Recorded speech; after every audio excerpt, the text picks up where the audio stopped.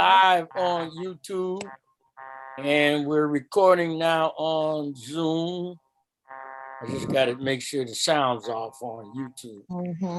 We'll hear the echo. There we go. Yep, I knew that was. Got some weird feedback though. Yeah, I don't know what that is. I don't know if it's probably. Let me see if it's me. I might have my mic up too loud. Yeah, I think so. All right. So how's everybody this evening? Good. So good. I want you to give me those 7 topics of those scriptures again. I have 5, 6, and 7, and I have 2 because you did that one yesterday. But when you was reading them off and I was trying to write them down, I was telling you this, and I didn't learn shorthand. Oh. God, why is he going so fast? Because that was the intro. We're going to go back through them. Like tomorrow, we're going to pick up and go through verses 3 through 8 individually. It was introduction, and then yesterday was an overview of verses 3 through 8. So tomorrow we'll go start actually on the verses, starting at verse 3. Okay. Yeah. But all right, let's have a word of prayer. Father, thank you for blessing us. We thank you for your loving kindness and your tender mercies. Thank you for your bountiful many blessings. We thank you for this time we have come to share in thy word. We would ask that you would allow our hearts and minds to become good ground, that we would receive the seed of thy word and then bring forth good fruit unto good measure. This is our prayer in Jesus' name. Amen. All righty. So tonight, we're going to talk a little bit about a couple topics. Last night, we hit up on the results of living righteous versus wicked, and that your fate is determined by your lifestyle choice, which is an absolute fact. And a lot of people miss out on acknowledging that because, of course, we've been more or less indoctrinated by our social environment to blame others. It's called blame shifting. Now, there are 2 main, schools of psychology. And one is the Freud and Roger, who said that, and they taught the father of being Sigmund Freud, and then Roger, we say Roger, but those 2 taught that there's a cause and effect, and that the cause and effect means that you do what you do because of what someone else did to you, and that you are living your life in a reactionary mode as opposed to a responsive mode, because your first instinct is to react. And you react based upon your knowledge, experience, and your environment. John Adams, though, who is considered the father of modern Christian counseling psychology, says that every man or woman is responsible for their own choices, and that irrespective or irregardless of what someone else does or says to you, hearing this like a doorbell. Oh, that's on my phone. What is that? That's my Bible app. Okay.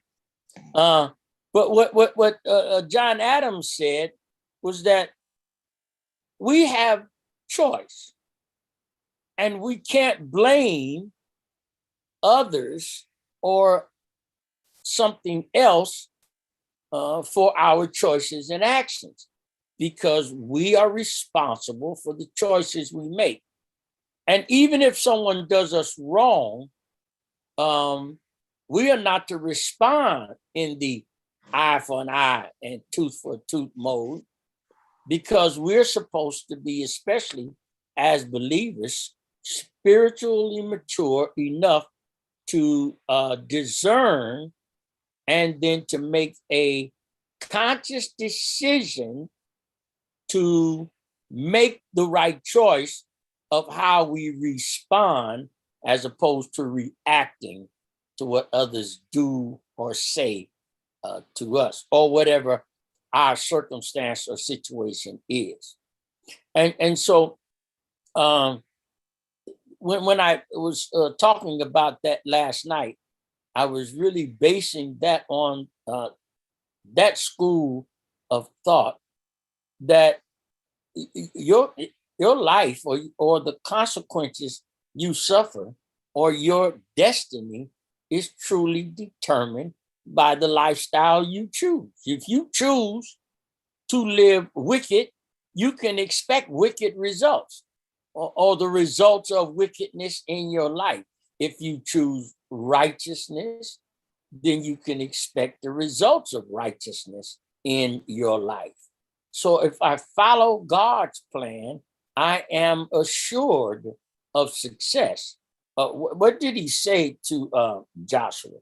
Joshua was coming out of the wilderness and given this undaunting task to lead the people of God. He was much in the same predicament as Solomon. And he's looking at a situation. God has appointed me to lead this people, his great people, and he has provided for them in such a miraculous way over these 40 years. How am I to handle that? Well, God says to him, well, listen, first of all, observe to do all that is written. And because if you do this and then meditate on it day and night, he says, then you shall make your way prosperous, and then you shall have good success. Now, what did God really say to him? There's a scripture says, now unto him that is able to do exceedingly abundantly above all you're able to ask or think, according to the power that worketh in you. Well, look what he says to Joshua. I'm going to read it so I can have it verbatim. Let me pull it up here. Go to Joshua. Yeah, 1:8, I think I want. And he says to him, let's see, I'm on verse 8.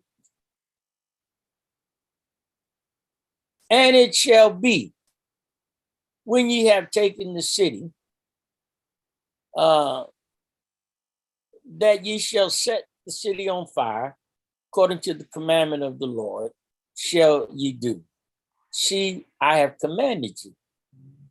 Okay, that's not the one I was looking for. I think I went too far down. Joshua 1 and I thought that was 8. Okay, 18. It might be 18. I always read this and get the two mixed up. No, not 18. Oh wow. Okay, hold on. Have good success. Okay. This book of the law. Yeah, I was right. Joshua 1 and 8. So what happened? What was I reading? Joshua 1 and 8.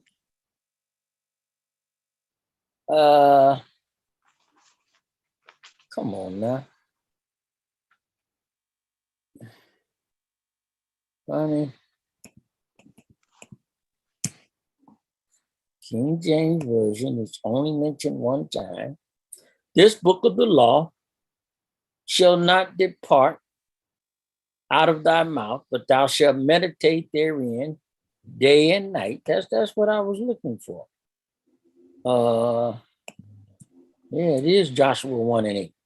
Okay, this book of the law shall not depart out of thy mouth, but thou shalt meditate therein day and night, that thou mayest observe to do according to all that is written therein.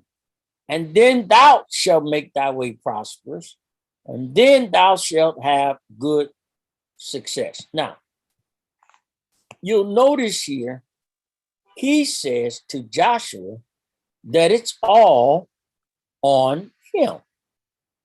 That you will make your way prosperous, and you will have good success, because he makes the choice. Now, here is the option: that thou mayest observe to do according to all that is written therein. So he's going to live according to how God has instructed him to live according to his word. And he says to him that if you do this, you'll make your way prosperous, and you then will have good success. I think a lot of people miss on how much control and power God has really given them over their personal success. We quote that scripture all the time, but we normally leave that last part out. Oh, now unto him that is able to do exceedingly abundantly above all you're able to ask or think. And we stop there. But there's a comma in there, and the comma indicates there's something after to conclude or wrap up what's said before the comma. And he says, according to the power, catch this, that worketh in you. Now, what did Jesus leave for every believer? He left his spirit, the power of the Holy Ghost or the Holy Spirit, to indwell in every believer, to empower them according to the power that worketh in you. Why are you calling somebody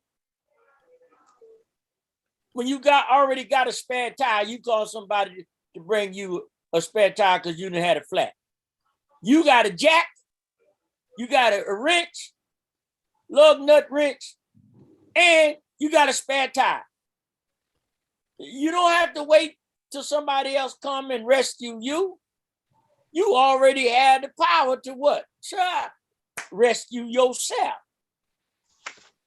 According to the power that worketh in you. If we could get away from all this other stuff and set aside our personal struggles, our challenges, life situations, and realize he's already, watch this. For I have not seen, neither had ear heard, neither had it entered the heart of man, the things that God hath prepared. Not that he's preparing or will prepare, but the word there is prepared, meaning already done for them that love him. Okay, what does that mean? That means I'm already set up. There's no need to worry. See, he's already done it. Okay. Every promise God makes, he's already made the provision. The promise is waiting for you to arrive to the destination you need to be in order to receive what God has already deposited for your benefit.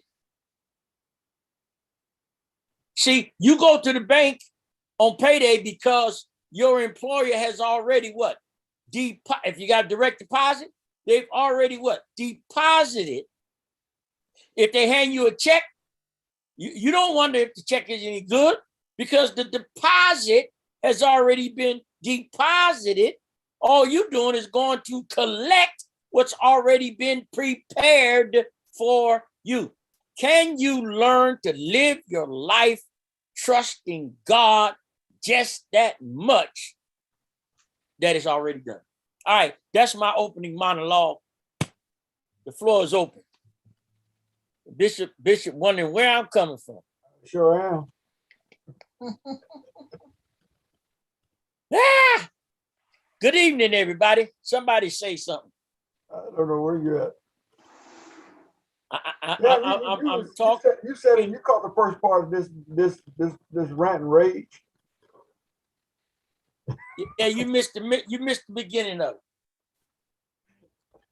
Ah! All right, what say ye, my folks? I'll let Brother Sam go first. Then I catch up. You let me. All right. He smashed Well, tomatoes. Catch up. All right. Well, I actually was going to say you talked. I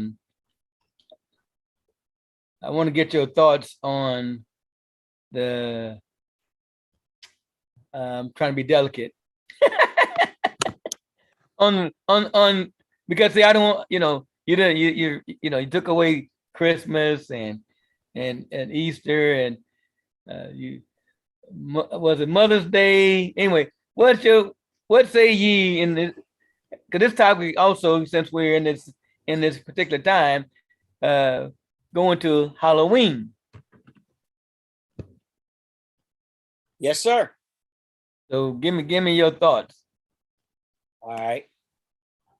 Let me pull that up. Do that. He already told us about Halloween. You opened up a can of worms, Sam. No. Well, I know, but see, that's because he talked about this, that subject, kind of in a different kind of way. So I figured it'd be good for the audience to hear in this context. Yeah. Let me deal with. I'm gonna give you a scripture on that. Now, remember back in the study of Catholicism, and we brought up one of the things that the Catholic Church did in their system was to cover up the original intent of Halloween, the worship of the dead, why they wore costumes, because the people they dressed up in costumes because they didn't want the dead that they were calling forth to come to get revenge for them against their enemies. They wanted to appear not as human so that those spirits would pass them by and not harm them. Then the Catholic Church changed it to All Saints Eve, Halloween, but it wasn't All Saints Eve. It's always been the worship of the dead. Now, Ephesians 5, starting at verse 9. For the fruit of the Spirit is in all goodness and righteousness and truth. The first thing is that when we learn the truth, the hardest thing for most people to let go of are the things that they have deemed to be harmless and okay until they learn about, what the truth about that particular practice or ritual is. And then they'll go, well, ain't nobody ever got hurt behind that. And ain't no harm in that. And just because, and now, if you look up statistics, on that night of the year, more people come up missing, more people are kidnapped. There are a lot of, in the deep cults, there are human sacrifices, not just animal sacrifices, but in some of those cults, there are even human sacrifices done on that night. And then, as believers, we are supposed to operate in righteousness and truth. Now, verse 10, proving what is acceptable unto the Lord. Now, here is the verse that kind of, gets it for me, this next two verses. And have no fellowship with the unfruitful works of darkness. Hold on, y'all. I'm on the Zoom call, Otis. Yes, sir. Bye. And have no fellowship with the unfruitful works of darkness, but rather reprove them. Now, there is a difference in tattletelling and reproving wrong by teaching the truth. I do not believe that we should be talebearers and spread rumors, whether we have proof or not, of some of the deeds of those who call themselves godly and who have brought shame upon the ministry, because you got a couple folks, and they use that thing, and we talked about this a couple weeks ago too, it was reported to me, well, I'm just telling what I heard. And, well, sometimes what you heard, and especially if you haven't verified it, you can become a party to a lie. The other part is, I don't believe we should ever go around slandering our own arena for the sake of showing up somebody else. And sometimes, a lot of times, this happens because someone wants to prove that, they either better than somebody else or that somebody else is doing something wrong. And that makes them more innocent or less guilty of the stuff they're doing because they point out everybody else's mess. But he says here clearly that we have no fellowship with the unfruitful works of darkness. Now, all of the acts and deeds that are associated with this particular holiday are associated with the unfruitful works of darkness. And he says, but rather we should reprove them. To reprove means it's like when you proofread or go over your essay to look at any, find your errors and misspellings and even stuff that you didn't word correctly, and you proofread it, and then what you do, you correct it. That which shouldn't be, you either erase it or white it out, or as sometimes we used to do, because I had a teacher hated white out or erasers, you had to ball up the paper and write it all over again. He says, for it is a shame even to speak of those things which are done of them in secret. Now, listen to that. It's even a shame to talk about it. There are a lot of things that go on under the cloak of darkness and in the dark spiritual world that we shouldn't even talk about. They're horrendous, atrocious, and they are things, you probably shouldn't even repeat or speak of because of how gross, they are. He said, but all things that are reproved are made manifest by the light. How do we expose stuff? By simply telling the truth. For whatsoever doth make manifest is light. Wherefore he said, awaken thou that sleepest, and arise from the dead, and Christ shall give thee life. And then we're talking about wisdom.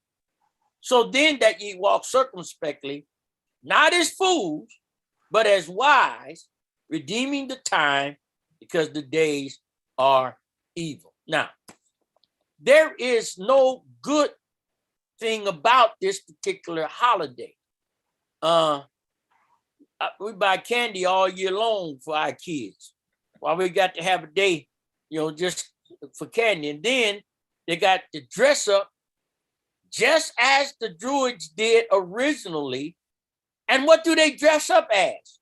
Those things that represent darkness and evil, witches and goblins and ghosts and all kind of. You're leaving out Superman and Batman and now, Robin and even Spider-Man. that. Yeah, but okay, Superman that Superman's a lie, Spider-Man's a lie, Flash is a lie. All that stuff is what? Make believe. It's all fantasy. And so even so, I'm a dress up like the bishop. See, there was a lady today dressed up like a nun. Now, and I knew she was dressing up for what they call one of those work parties or celebrations. Because number one, her habit was too tight. She was showing too many curves, and she was supposed to be a nun. She was going to the Harvest Festival. Okay, now we're gonna call it a Harvest Festival. Wait a minute. Then we got it. We got it. Calling it a Holy Wing. Oh yeah. Wait a minute. But last year there was a lady, and I had. Wait a minute. It's on one of my phones. Wait a minute. She had the first annual Christian Witches Conference for Halloween. No. I'm telling. Yeah. You know how we're talking about renaming. Calling it Holy Wing instead of Halloween. Right. Although, but even though hallowed is, could have stayed where it was, because our Father who art in heaven, Halloween be that. Oh no, I didn't say that.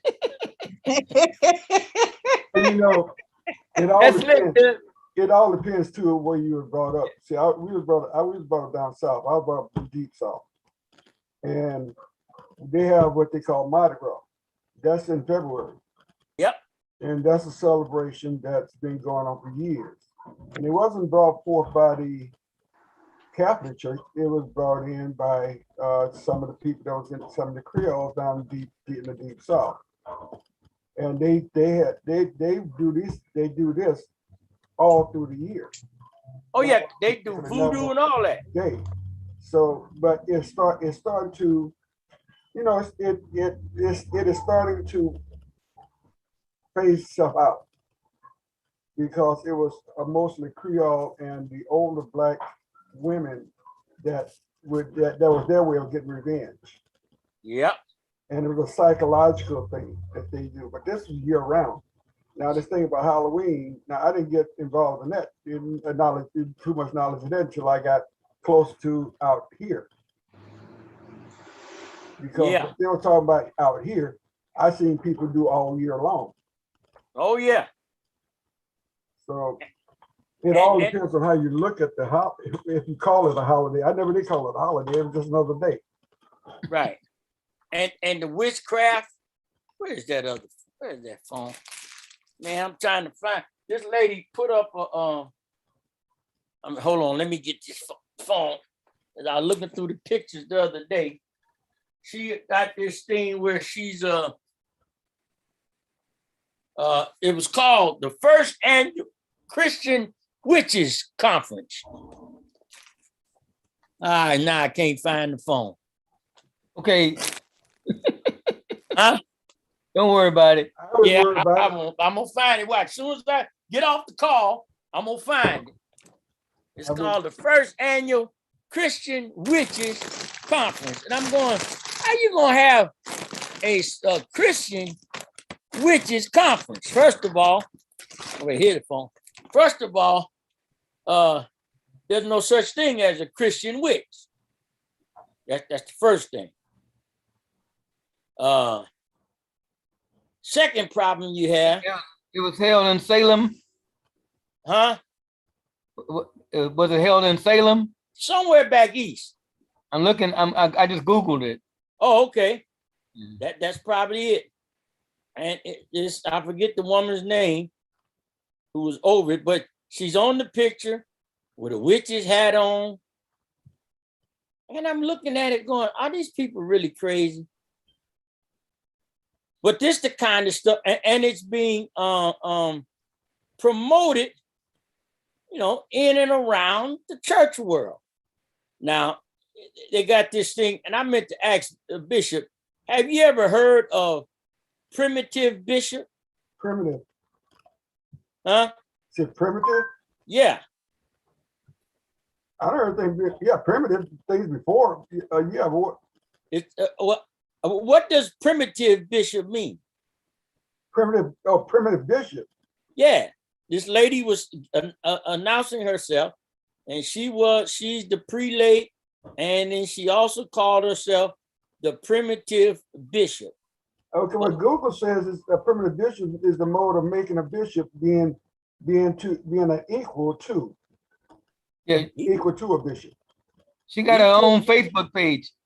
Now I was just look when I had put my phone on, when he said primitive bishop, The Christian I witches. Google heard it and they gave me a meaning of it. Okay, who has a Facebook page, Sam?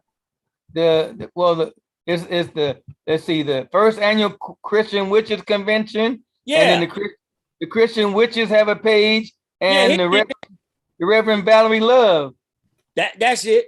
Here it is right here. Yeah. The first annual Christian Witches Convention. That's her there. And she's wearing a witch's hat. This was on Facebook. Welcome to the first annual Christian Witches Convention, Salem, Massachusetts. Now it was held in April last year. Yeah. No, April going on in December this year. No, April 2019. No wonder COVID, huh? They have one in December this year. Oh Lord.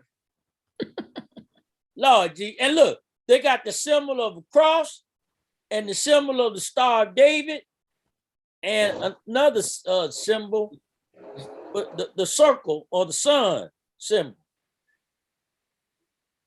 How do you have Christian witchcraft? Christian witches. Yeah, that's it. It says, this is the home for Christian witches, pagans who think Christ was a cool dude.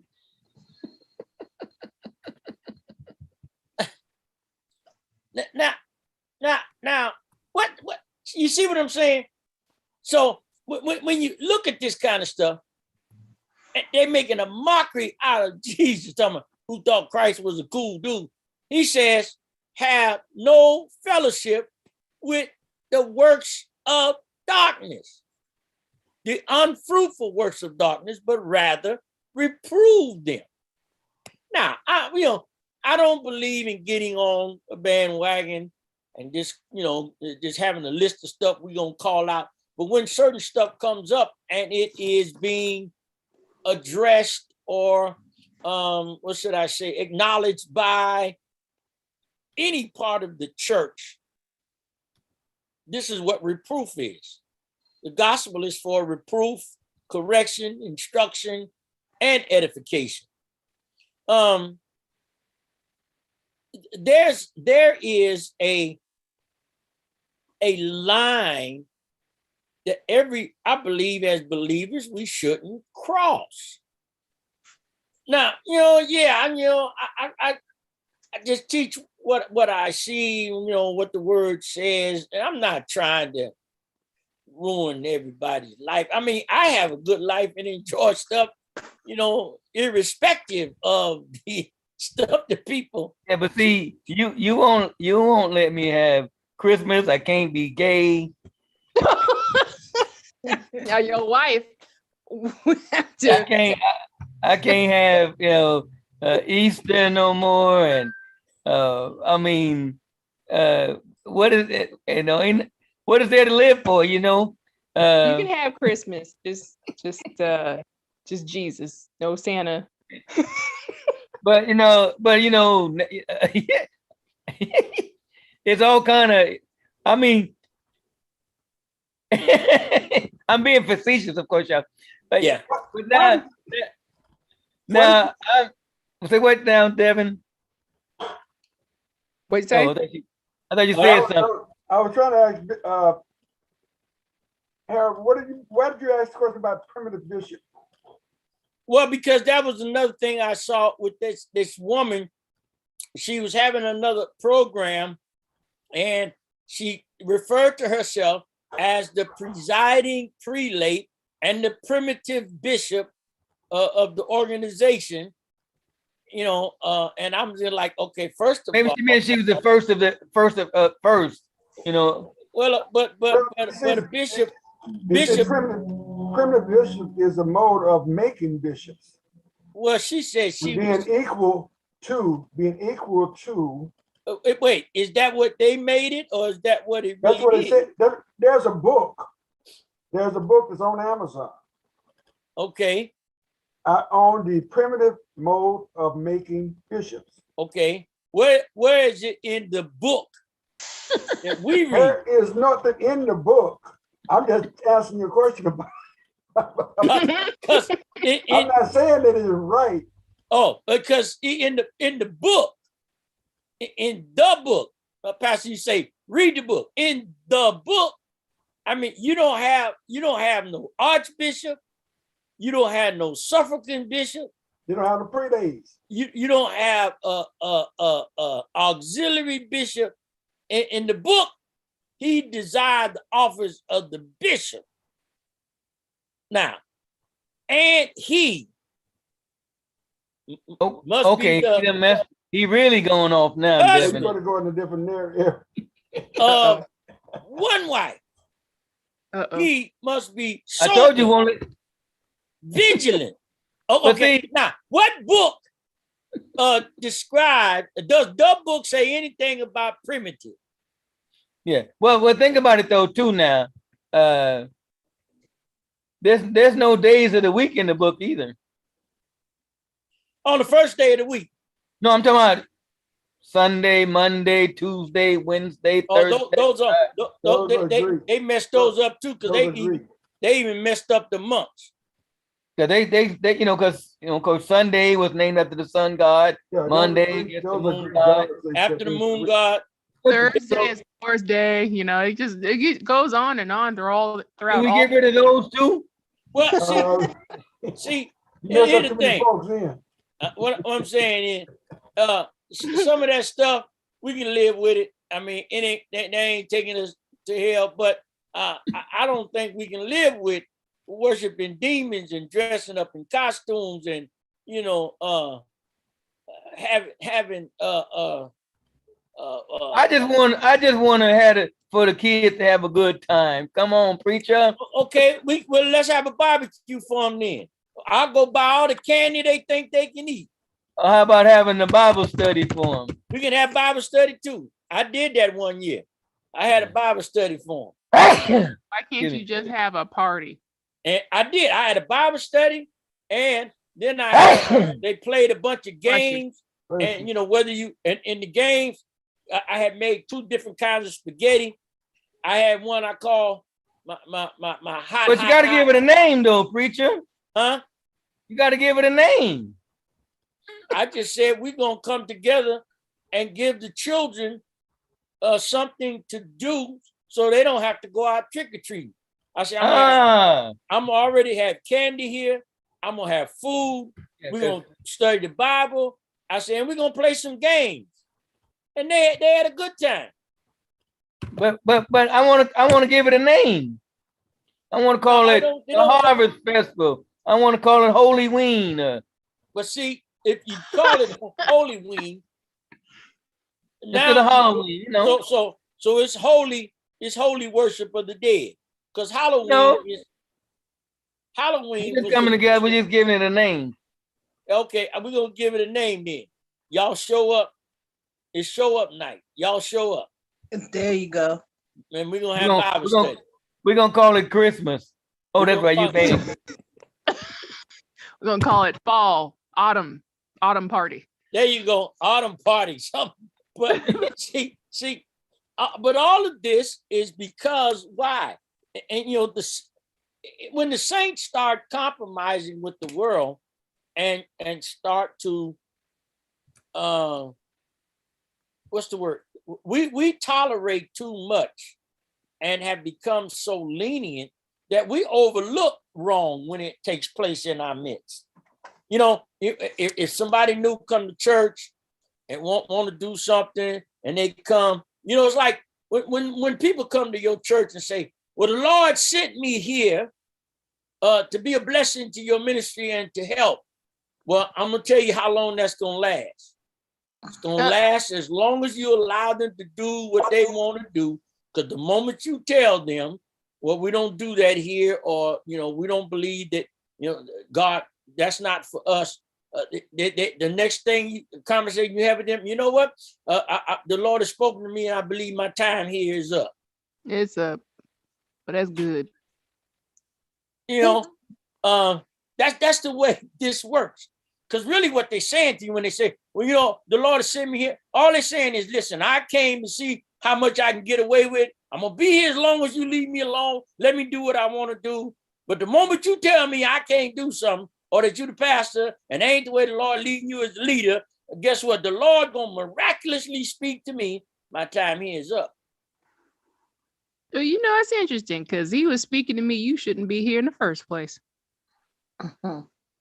We're agreement in the spirit now. Thank you. And how he sent you, and he didn't tell me you was coming. I'm the pastor. Okay, that organization Yes, sir. goes back to 635 AD. The primitive. Yeah, it was Okay, organized in Scotland. Okay, so I thought they went back to the ape days, primates. No, it says 635 AD. Because primitive is Went back to the Druids, huh? Primitive is a derivative of primates. Yeah. Well, So that's when it was organized. So And they're monkey bishops. it was organized as a church by King of Scotland Monkey bishops, primates.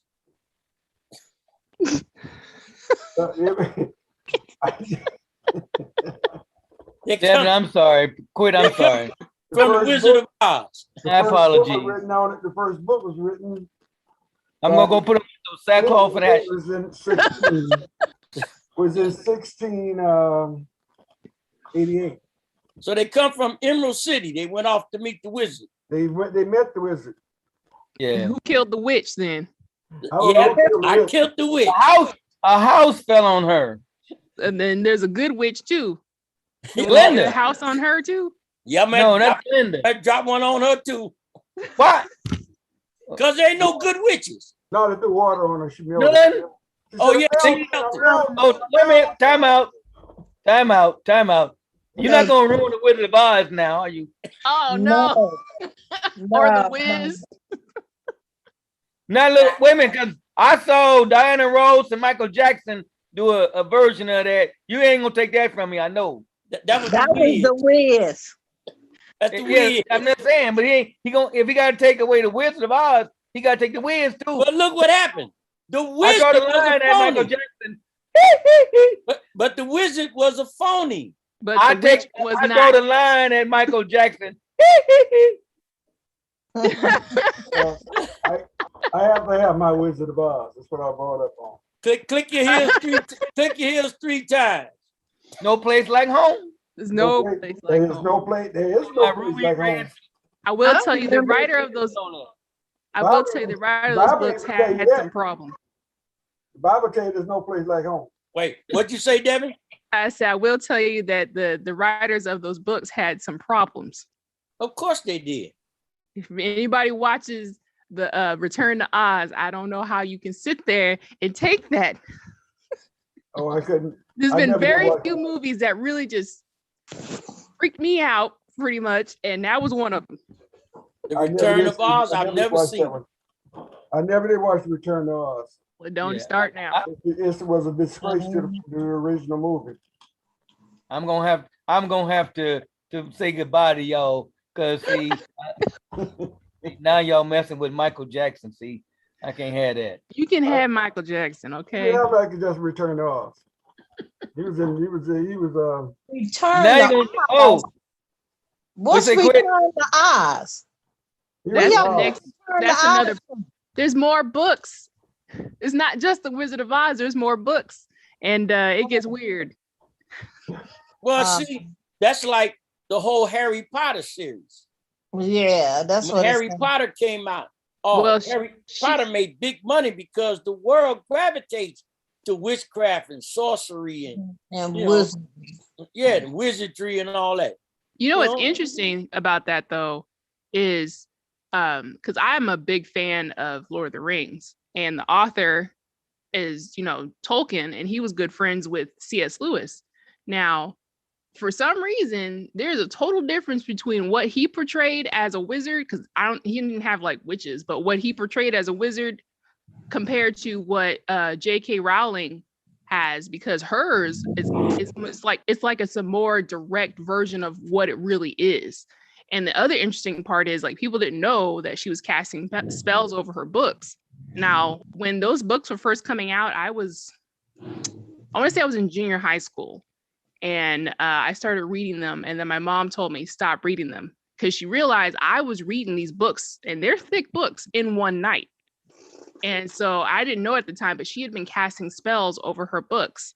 So it's just, and I would pass that information on to people. So I just think it's interesting that you brought that up about Harry Potter, because she's a witch herself. And so, and people don't know that, especially Christians that are having their kids reading this stuff, and they're like, oh, it's fine. I usually hear that more from Catholic people, though, with their children. And that makes a little more sense, because we all know about that.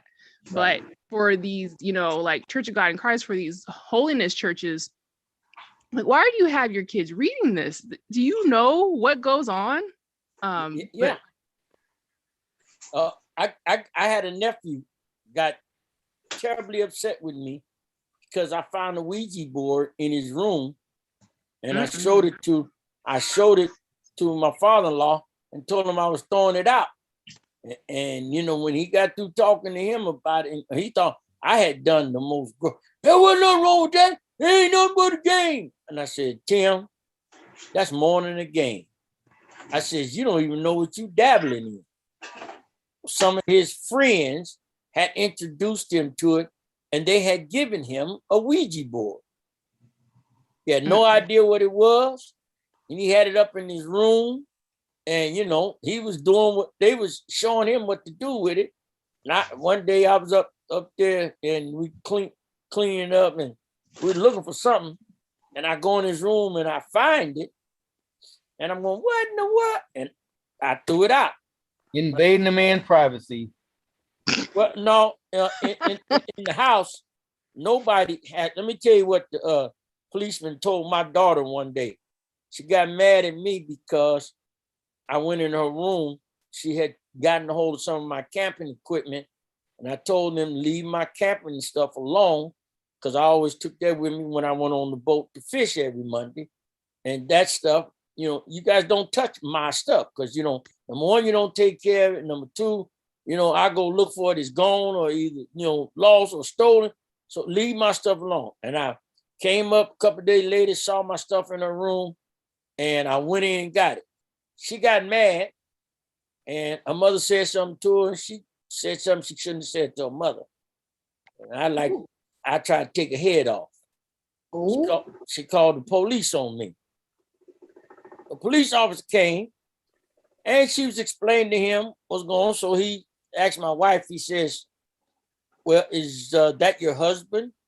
Is this your house? And she said, yes, to both questions. Says, well, is that his daughter or is she a step? She said, no, that's his daughter. That's my daughter by him. And my daughter kept on, yeah, but he was in my room. And the officer said, well, young lady, let me tell you something. He's a white officer.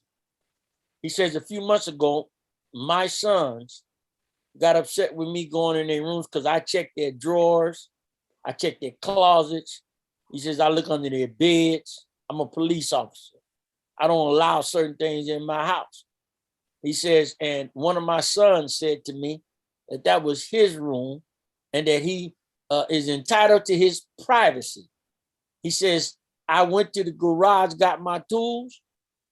The only doors in my house now that are up are the bathroom door, the front door, the back door, and the master bedroom door.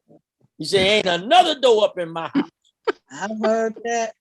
And then he said to my daughter, he says, he's your father. He is your mother's husband. This is his house. He got a right to go in any room, because she was trying to get him to arrest me, because he asked me, what I done. I told him, I said, she said something out of the way. disrespectful to her mother, and I took her head off. He said to her, well, and then she was just ranting. He says, well, I tell you what. He said, because it looks like you high. And she had been down the basement smoking some weed, and she's pregnant. He said to her, if you don't calm down, we're going to arrest you. And that was the lesson that she got, that I don't care who's out. And I had told my nephew the same thing. This ain't your house. You don't have nothing in this house. That's because at that time, my father-in-law was still living. I says, Uncle Bob runs this house. And if he don't want that stuff in this house, and I know he don't, I says, guess what? You ain't gonna have it in here. That's the way that story goes. A child has no right to privacy in their parents' house unless the parent grants that to them. If I need to go in the room and check, I'm checking. Ask my grandson. You got that, Pastor Sam? Y'all had me at Michael Jackson, so y'all ruined my so, They got me and Harry Potter, so yeah, Devin, thank you, because I didn't know till tonight that there was 14 Wizard of Oz books. So you taught me something. No, Yeah. I'm serious. I only read 2. I'm not going I appreciate knowledge. I didn't need that. The only Wizard of Oz I knew about was the one they had on TV, and then Yeah, that was the original one. yeah, and then the Wiz. Well, that was just adaptation, but there was 14 of the books from 1900 to 1920. Well, I was a Trekkie. I always have been. I'm still a Trekkie. I'm a Trekkie too. I watched Star Trek growing up. I'm a Trekkie too, but I know a Trekkie is all fiction. Yeah, it's imagine. See, I have nothing against people with imagination. I always thought that is what is needed for we're where we are because of somebody's imagination. Yeah. Mm-hmm. You know, so I always taught my boys when they watch these Harry Potter movies or they watch these other movies, I would tell them that is a figment of somebody's imagination. And you have to watch it on that basis. That it doesn't make it true. Yep. Because you're watching, it's somebody's imagination. Because these have things come up with what somebody imagined something could be. Right. Just like my kids used to Dick Tracy. My boy used to love the Jetsons. And they say, well, can that be? I say anything is possible. So, I have nothing against imagination. Because like I said, I'm a Trekkie and I always will be a Trekkie. Jetsons had cell phones. Meet George Jetson, his boy Robin, Jane, his wife. Jane, his wife. Oh no! He had the staircase. He had the moving stair. The platform. And guess what? The wife is still taking the wallet and leaving the $2 with the husband. Dick Tracy had to watch. No, I was We got watch now. I was watching Family Guy the other night, and she came. She took his wallet. He said no. He took it back. He said no. I didn't give you my wallet. I gave you this. Take this.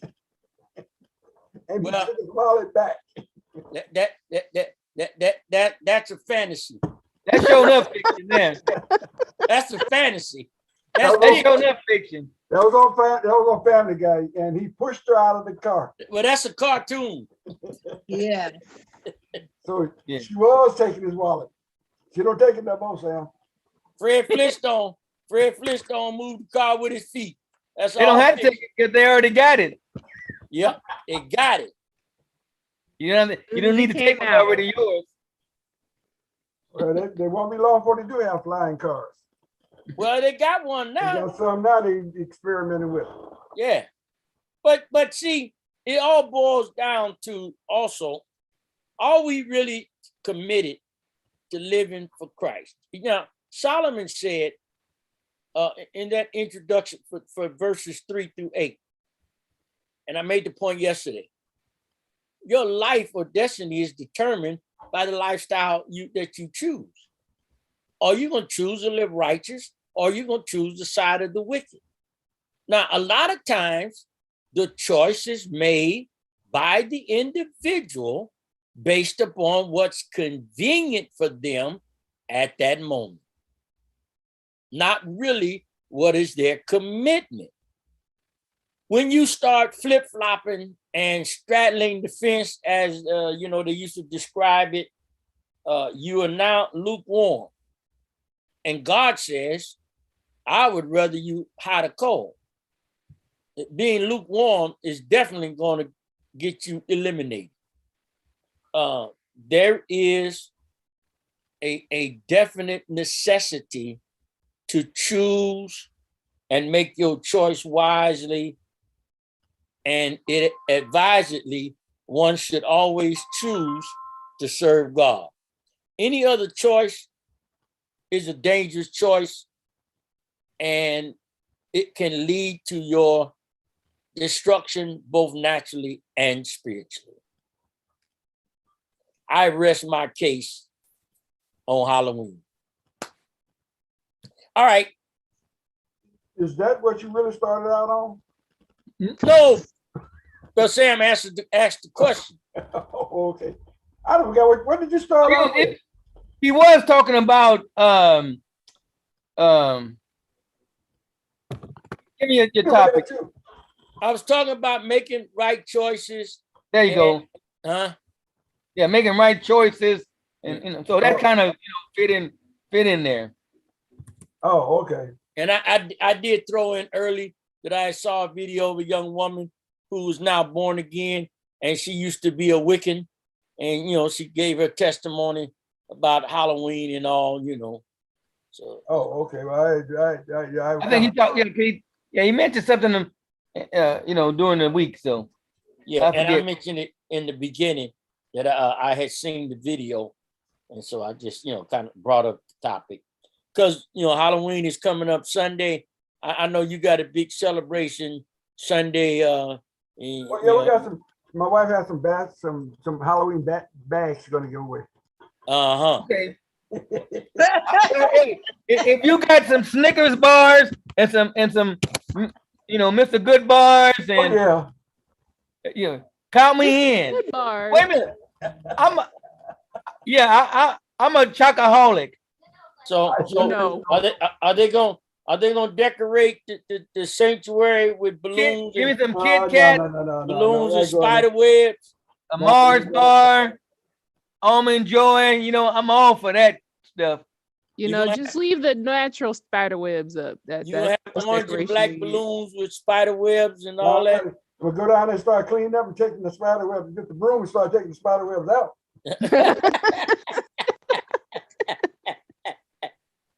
See. No. Oh. Spider-Man, does whatever a spider can. Spins the web anytime. I tell you what, my grandson loves Spider-Man. Yeah, we all did. See, that's what I'm saying. We all did. Harold, I want to ask you a jump off like Spider-Man. You remember back earlier this year we were you said something about that you know how you make the okay sign in your finger? You said something about that's the 666. Oh yeah, when they do it this year.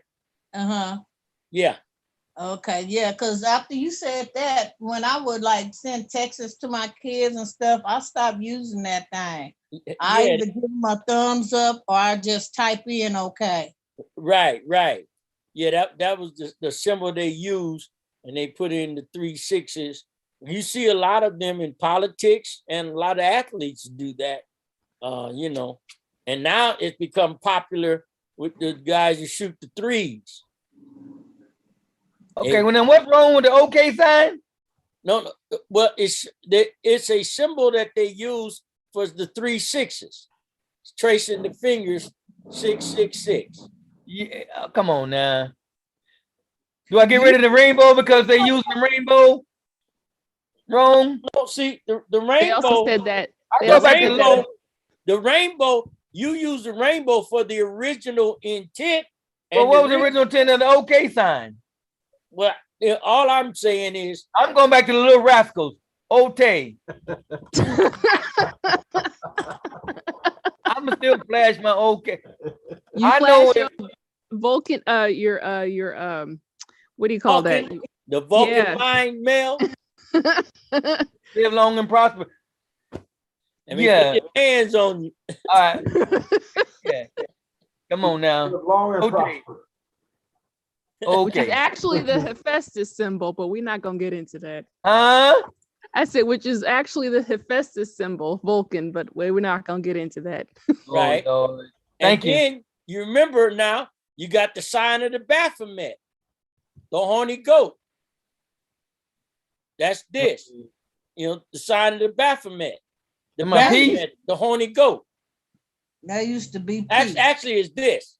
Yeah, it's actually that. That's what it is. That wasn't that one. Put them horns. Oh no, If you no, put no, the not thumb down, if you put the Not thumb down, University then it becomes I love you. If you put the thumb down, put it out, and then it becomes the sign language for I love you.